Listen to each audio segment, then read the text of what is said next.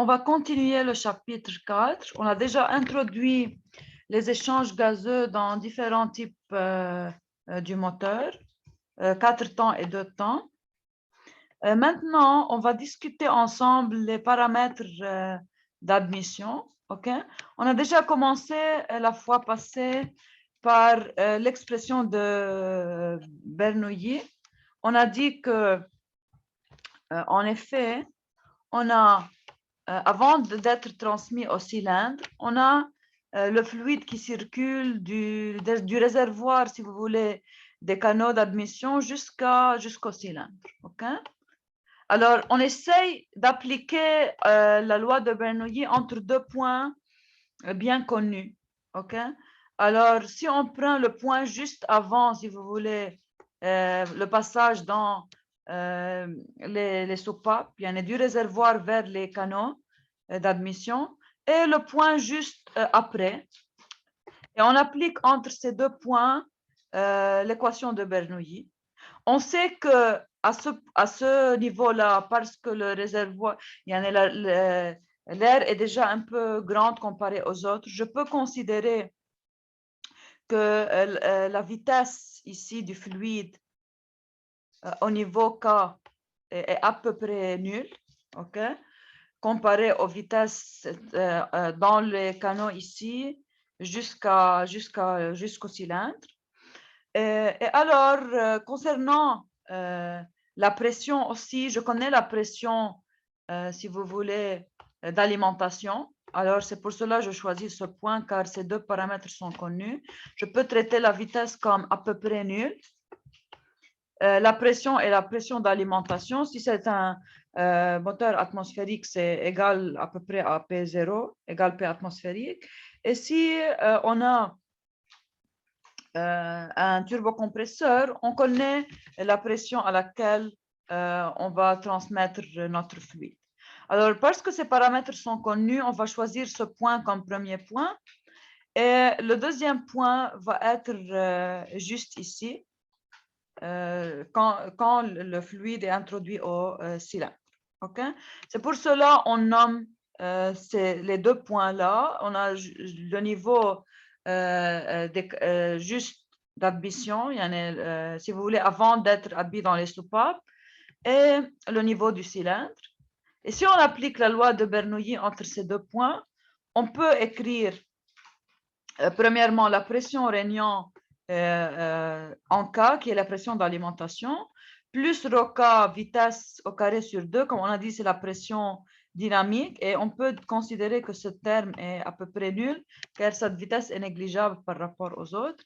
On a dit aussi que comme l'élévation, la variation d'élévation entre ces deux points n'est pas très grande, alors on peut négliger la différence, si vous voulez, le terme de l'énergie potentielle. On peut négliger ces deux termes. On considère que pas de changement d'élévation. En plus, on néglige la variation de densité et on va traiter ρ comme constant entre ces deux points-là. Et ce sont les différentes suppositions, si vous voulez, pour simplifier un peu notre équation. Maintenant, les termes qui restent sont la pression régnant au collecteur d'admission, juste avant de pénétrer les soupapes. On a, de l'autre côté, on a plusieurs termes. Okay? On a la pression régnant au cylindre ici, qu'on peut mesurer. On a aussi, maintenant, pour considérer dans le cylindre, on doit prendre ρA, okay, fois la vitesse régnant, du fluide régnant dans le cylindre, si vous voulez, divisé au carré, divisé par 2.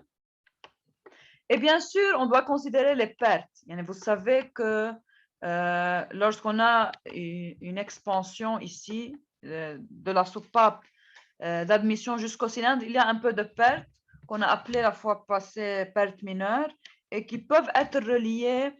Ces pertes sont reliées à travers un coefficient de perte à la vitesse régnant dans la section la plus étroite. Alors, comme les pertes sont reliées à cette vitesse-là, OK? Pour avoir une seule inconnue dans notre équation, on doit essayer de relier les vitesses ici, régnant, si vous voulez, qu'ils ont appelé oméga A, et la vitesse du fluide régnant dans le cylindre oméga cylindre. La relation est très simple. On l'a déjà fait la fois passée en utilisant l'équation de continuité. Il y a rho A oméga A fois la section en A, qui correspond à la section étroite de la soupape, égale à rho cylindre fois oméga cylindre fois A cylindre. Mais bien sûr, comme on a déjà dit avant, on néglige la variation de densité, ρ peut être simplifié. Et alors, on peut remplacer dans notre équation de Bernoulli, on peut remplacer la vitesse au oméga dans le cylindre, ok? On peut remplacer par l'expression suivante. D'après la continuité, on peut écrire que oméga régnant dans le cylindre, c'est égal à oméga A fois AA, qui correspond à l'air, si vous voulez, la section dans la soupape d'admission sur la section régnant, sur la section du cylindre, il est pi d carré sur 4. OK? Alors maintenant, ce qui va se passer, on peut définir ce rapport-là, ce rapport bêta, OK? Qui est dû à, qui est le rapport des sections et qui va être plus petit que 1. OK, alors ça, c'est le rapport bêta. Et maintenant, si on remplace dans l'équation de Bernoulli oméga cylindre par bêta fois oméga A, on obtient ce terme-là. OK? Rho fois bêta carré fois oméga carré sur 2. Maintenant, pourquoi on a rapporté à la vitesse, à la section de la soupape? Car comme on a déjà dit, les pertes mineures sont exprimées à travers un coefficient multipliant, si vous voulez, la vitesse dans la section la plus étroite.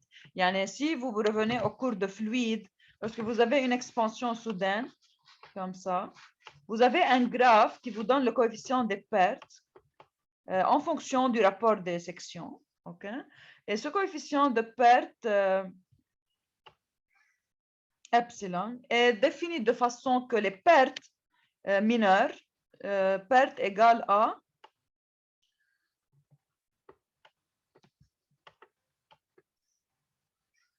rho fois epsilon fois v carré sur 2. Alors, ce terme-là de perte est exprimé en unité de pression pour être uniforme avec cette équation-là. Vous savez que Bernoulli, comme on a déjà dit la fois passée, peut être écrite sous plusieurs formes. يعني فيهم كل الترم يكونوا des termes d'énergie, فيهم كل الترم يكونوا de pression unité, أو tous les termes لازم في يكون عندهم unité de longueur m, de mètre. OK? Alors, هي كلها قصة proportionnalité. يعني je multiplie tous les termes par le même facteur. Alors, je peux assurer que tous mes termes ont la même unité. Si j'utilise cette forme ou si je divise par Roger, par exemple, alors je vais avoir, si je divise tous les termes par Roger, بيصير عندي l'unité de tous mes termes est en mètres. OK? Et je peux aussi transformer tous mes termes en énergie si je veux aussi. Alors, c'est équivalent. Vous pouvez utiliser la forme que vous voulez. Maintenant, une fois que je fais mes simplifications, comme on a déjà dit, ρ constante, on néglige l'effet d'élévation. On considère que la vitesse d'air à l'admission est à peu près nulle. Et alors, on va avoir une forme simplifiée de cette équation. La forme simplifiée va vous donner, si vous voulez, delta P, qui est la perte de pression, la chute de pression entre les deux points K et le point du cylindre. Alors, delta PA, PK moins PA, c'est égal à bêta carré plus epsilon fois vitesse régnant à la section étroite de la soupape, OK, au carré sur 2 fois ρk.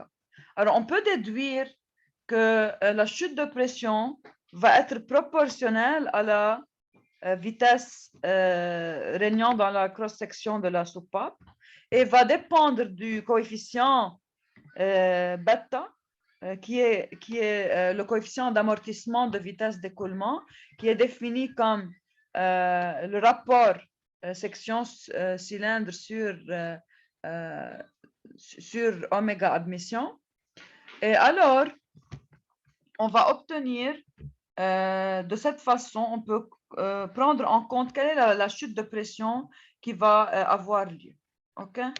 Alors maintenant,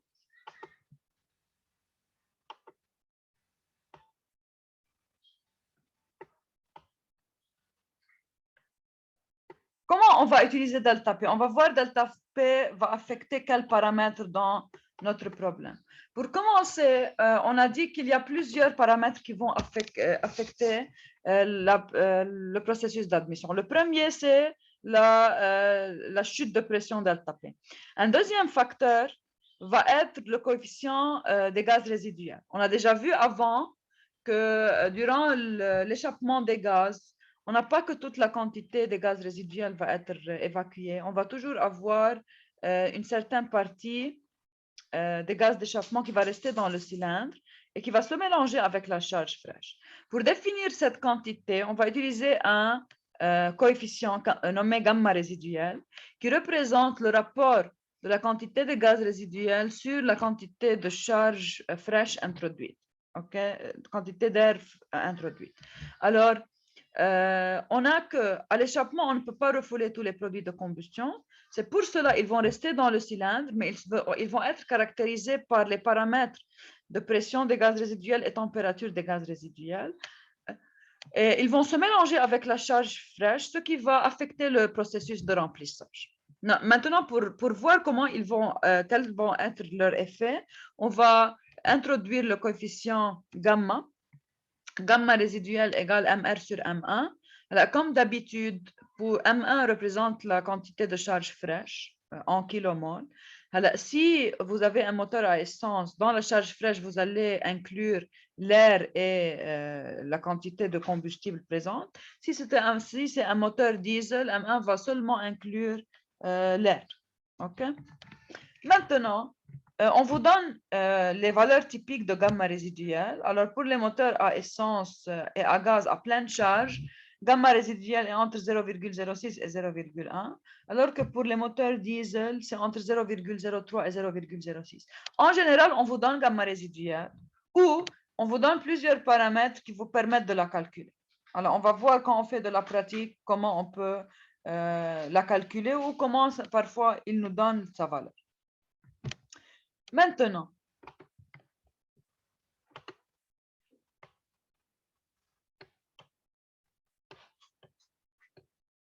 on définit le coefficient de balayage comme égal à la quantité de charge fraîche divisée par la quantité totale présente dans le cylindre. Vous savez que plus la quantité de gaz résiduel est petite, alors on dit que le remplissage est meilleur et on a pu chasser une très grande quantité de gaz d'échappement. C'est pour cela, ce coefficient est inversement proportionnel à gamma résiduel. Et il représente, si vous voulez, le pourcentage de charge fraîche sur la quantité totale présente dans le cylindre après le remplissage. Et on a que NB peut être défini en fonction de gamma résiduel, car si vous divisez le numérateur et le dénominateur par MR, qui représente le nombre de kilomoles de gaz résiduel, vous allez avoir, si vous divisez par M1, qui est la quantité de charge fraîche, vous allez avoir au numérateur, ils vont se simplifier et donner 1. Au dénominateur, M1 sur M1, c'est 1 plus MR sur M1. MR sur M1, c'est la définition du coefficient de gaz résiduel. C'est pour cela qu'on peut relier le coefficient de balayage au coefficient de gaz résiduel et ils vont être inversement proportionnels. Un meilleur balayage va correspondre à un coefficient de gaz résiduel plus petit. Maintenant, un autre paramètre qui affecte le processus d'admission, c'est la température de préchauffage du mélange. Qu'est-ce qu'on veut dire par température de préchauffage du mélange. En s'écoulant dans la canalisation d'admission et à l'intérieur du cylindre, le mélange va être en contact avec les parois chaudes et sa température va s'élever d'une certaine valeur delta T. Si vous vous rappelez, quand on a parlé des moteurs théoriques, on n'a pas considéré, si vous voulez, les échanges de chaleur durant admission et échappement. On a considéré que si vous voulez, on n'a pas considéré nos filles هول الفاز admission ou échappement ما اعتبرناهم اصلا. يعني بالcas théorique, on a considéré que c'est la même quantité de fluide qui circule. On n'avait pas ce problème. Mais en réalité, les phases d'admission et d'échappement prennent une partie du cycle et durant ces phases-là, il va y avoir échange, si vous voulez, de chaleur. Il va y avoir des pertes aussi. Okay? Maintenant, ce qui va se passer que premièrement, lorsqu'on introduit la charge dans le cylindre, dans un premier lieu, on a qu'après la combustion, les parois sont déjà chaudes. Et dû à cela, on va y avoir transfert de chaleur des parois à la charge. Okay? Alors, sous cet effet, la charge introduite va augmenter sa température et on va nommer la température d'élévation de la charge par chauffage dû au transfert de chaleur des parois vers la charge, on va nommer cette valeur delta T. Maintenant, on va voir que ce préchauffage a un effet positif, mais aussi il a un effet négatif. Car cette élévation qui va dépendre de la vitesse d'écoulement, de sa durée et de la différence des températures entre parois et charge, peut entraîner une diminution de densité. Et ça, c'est un effet négatif. Car si je diminue la densité de la charge introduite, je suis en train de diminuer, si vous voulez, la masse possible qui peut être introduite dans mon système. Alors, c'est pour cela qu'on considère que le préchauffage est désiré pour améliorer la vaporisation du combustible, mais on ne doit pas excéder une certaine limite pour ne pas diminuer beaucoup la densité de la charge fraîche, ce qui va aboutir à une réduction de la masse qui peut être introduite durant le remplissage. OK? Alors, si ce chauffage va excéder certaines valeurs, il va être nuisible au remplissage. Alors, en général, par expérience, on a vu que pour les diesels non suralimentés, delta T est entre 20 et 40 degrés, alors que pour les moteurs à essence, delta T est entre 0 et 20. Le préchauffage est plus important pour les moteurs diesel, car on sait que pour les moteurs diesel, on va aboutir à des températures plus élevées durant le cycle de combustion. Maintenant, pour les moteurs suralimentés, delta T peut être plus petite ou bien négative à cause de la température élevée de la charge après le compresseur. Cet effet-là peut être inversé si on a suralimentation. Car vous savez que si durant la suralimentation, on va augmenter, si vous voulez, la pression et aussi la température du mélange introduit. Alors parfois, le mélange introduit est déjà chaud d'une façon suffisante que le transfert de chaleur va être dans le sens opposé, de la charge fraîche vers les parois.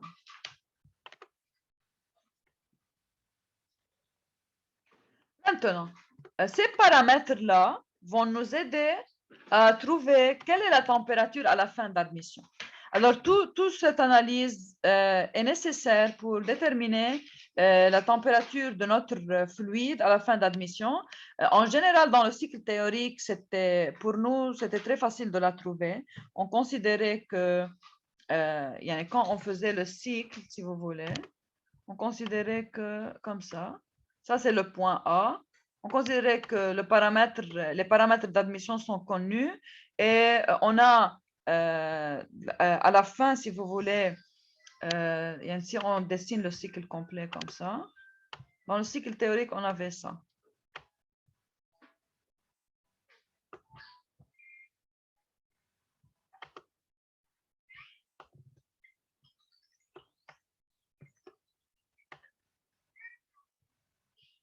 On considérait que l'échappement, au lieu d'avoir échappement, on avait rejet de chaleur à volume constant, suivi par une compression, puis on a la combustion et la détente.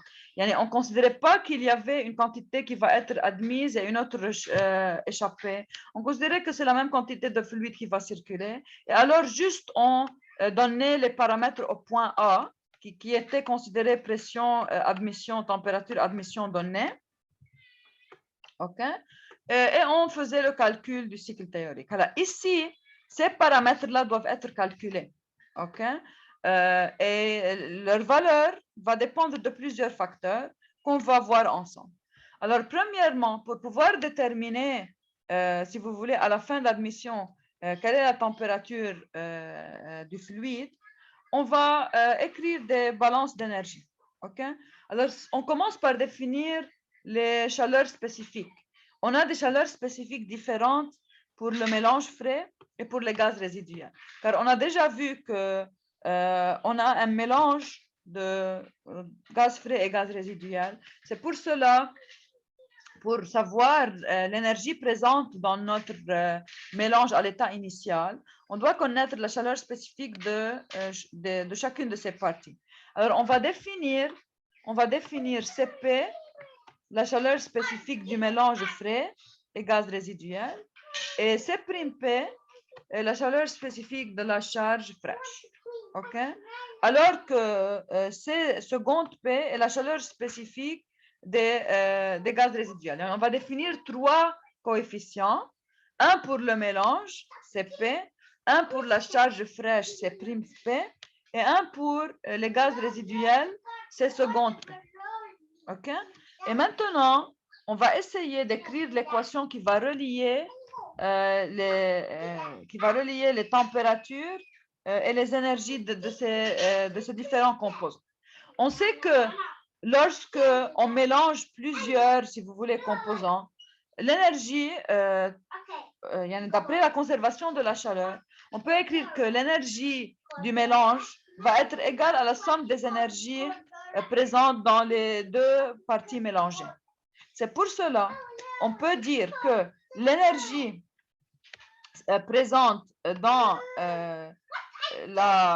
les gaz frais, okay, plus l'énergie présente dans les gaz résiduels est égale à l'énergie totale du mélange. Okay? Maintenant, on sait que cette énergie peut être calculée comme chaleur spécifique fois la chaleur spécifique peut être définie ou par joule par unité de masse, kilogramme, ou aussi elle peut être définie en joule par kilomole. Okay? Comme ici, on est en train de travailler avec les nombres de kilomoles, alors on va utiliser C en joule par kilomole. Okay? Et on a que pour le premier terme, qui représente, comme on a déjà dit, l'énergie présente dans le mélange frais. Okay. Alors, c'est égal à la chaleur spécifique du mélange frais qui est définie comme Cp, fois le nombre de kilomoles de charge fraîche qui est égal à M1, fois la température de cette charge fraîche. On a vu que la température de cette charge fraîche, c'est égal à la température, si vous voulez, d'admission, plus la température du préchauffage delta T. OK? Ici, on a, pour prendre l'effet de préchauffage, le préchauffage va affecter la température. Alors, comme on a déjà dit, delta T peut être positive, elle peut être négative. Ça dépend. Parfois, si on a la pression d'alimentation très élevée, on peut avoir delta T négative. Alors, ce terme-là va nous donner l'énergie présente dans, si vous voulez, le mélange frais. OK? Alors, ici, on doit utiliser, si vous voulez, C'. لأنه عم نحكي أول شيء عن partie fraîche. Maintenant, comme la quantité de gaz résiduel MR est beaucoup plus petite que M1, OK? On peut faire la supposition que C'P est à peu près égal à Cp. OK? Car la quantité dominante, c'est la quantité de charge fraîche. Alors, C' P est à peu près égal à CP. Alors, pour simplifier un peu l'analyse, on va dans l'équation remplacer C'P par Cp. Alors que pour les gaz résiduels, on peut définir un coefficient reliant les chaleurs spécifiques. Alors, on peut dire que la chaleur spécifique des gaz résiduels est égale à un certain coefficient phi fois la chaleur spécifique de notre mélange. Même, on va voir que ce coefficient-là est proche de 1, mais en général, s'il ne nous donne pas ce coefficient, et si dans la donnée, il ne vous donne pas la valeur de phi, vous pouvez faire la supposition que les chaleurs spécifiques sont proches. Mais s'il vous donne la valeur de phi, vous devez la prendre en considération. Alors, maintenant, si je reviens à mon équation, de conservation d'énergie. Mon but, c'est de déterminer la valeur de TA. Tous les paramètres sont connus ici. Et alors, ça va me permettre de calculer TA, car je connais M1, MR, peuvent être calculés d'après la donnée. On a que les chaleurs spécifiques aussi vont être simplifiées. Comme on a déjà dit, le coefficient phi doit être donné, sinon je peux le considérer égal à 1. Alors, je peux exprimer la température TA à la fin d'admission en fonction, si je prends ce terme de l'autre côté, si je divise ce terme-là par M1 plus MR, je vais obtenir l'expression de TA en fonction de M1, TK, delta T, MR, TR et MR. Maintenant, pour simplifier ou avoir une équation un peu plus générale, je vais essayer d'exprimer cette température en fonction de coefficient des gaz résiduels. Pour faire cela, juste rappelez-vous qu'on a défini le coefficient de gaz résiduel comme étant égal à MR sur M1. Alors, si ici, je divise tous mes termes du numérateur et du dénominateur par M1, ce que je vais obtenir, M1 va ici être simplifié.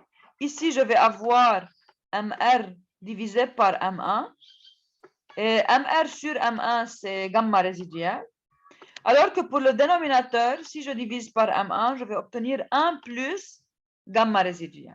Alors, l'expression finale de ma température à la fin du processus d'admission, c'est égal à la pression régnante, si vous voulez, la température d'alimentation du turbocompresseur, si on a un turbocompresseur, sinon la température ambiante, plus la température de préchauffage delta T, plus phi, je vous rappelle, phi, c'est le rapport des chaleurs spécifiques des gaz résiduels et de la charge fraîche. On a ici que ça représente C secondes P, qui représente la chaleur spécifique des gaz résiduels. Alors, phi, C secondes P est défini comme phi fois Cp. Alors, phi, c'est le rapport de la chaleur spécifique des gaz résiduels divisé par la chaleur spécifique de notre mélange. Et maintenant, comme on a déjà dit, si phi est donné, je l'utilise. Si elle n'est pas donnée, je peux la supposer égale à 1 pour simplifier mon équation. Et si on fait une petite analyse physique de cette équation, TA dépend de plusieurs paramètres. Bien sûr, plus la température de suralimentation ou la température d'admission est élevée, plus la température TA après admission dans le cylindre va être élevée. Le préchauffage delta T aussi va favoriser l'augmentation de cette température. Maintenant, on a que la présence si vous voulez, des gaz résiduels et leur haute température aussi va affecter la valeur de TA. Maintenant,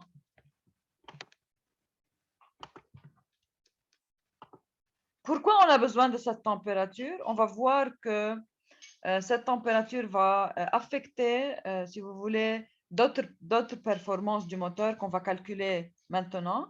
Maintenant, pour TK, en général, TK peut être relié, si vous voulez, à la température T0 ambiante si on connaît le coefficient polytropique dans le turbocompresseur. Alors, en général, TK est donné directement pour vous. Je vous donne TK. OK? Sinon, ils doivent vous donner tous les paramètres ici qui vous permettent de calculer la valeur de TK. Et ici, on doit la trouver par calcul. On doit nous donner quelle est la pression après suralimentation, quel est le coefficient, l'exposant de compression polytropique dans le turbocompresseur.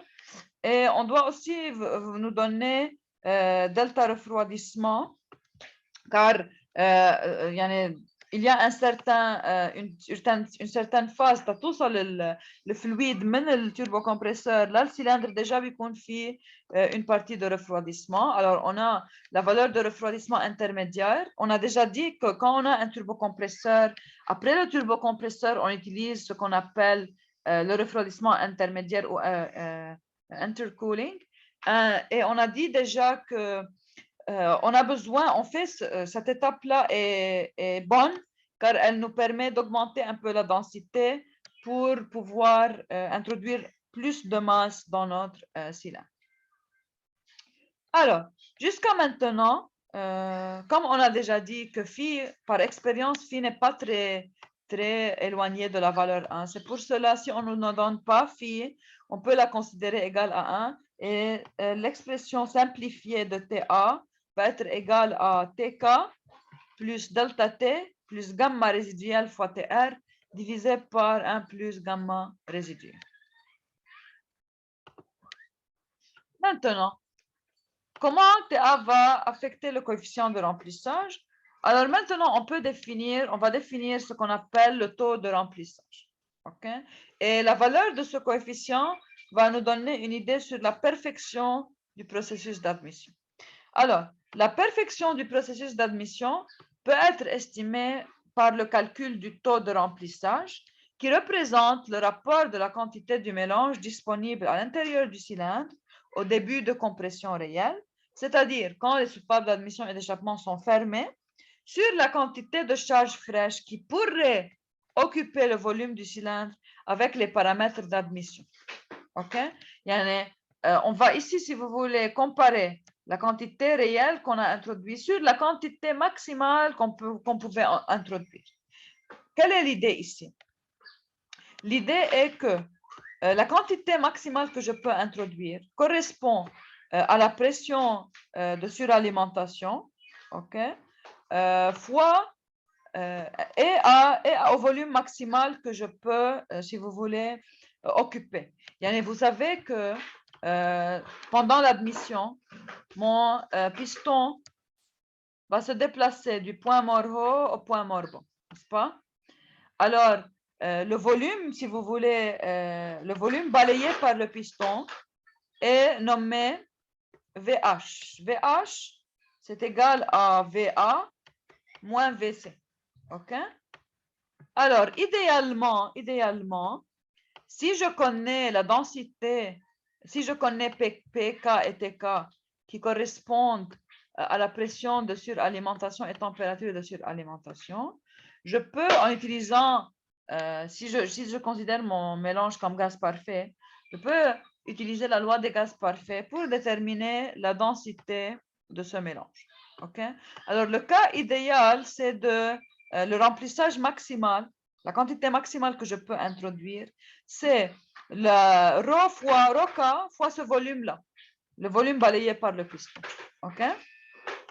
Alors, je considère que le rapport, si vous voulez, de remplissage, le taux de remplissage, peut être défini comme la quantité réelle admise sur la quantité maximale. La quantité maximale, c'est le volume VH qui correspond au volume balayé par le piston entre point mort haut et point mort bas, fois la densité de suralimentation, fois ρK.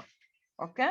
Maintenant, pour la quantité réelle que je peux introduire, cette quantité réelle va être, si vous voulez, inférieure à la quantité théorique maximale.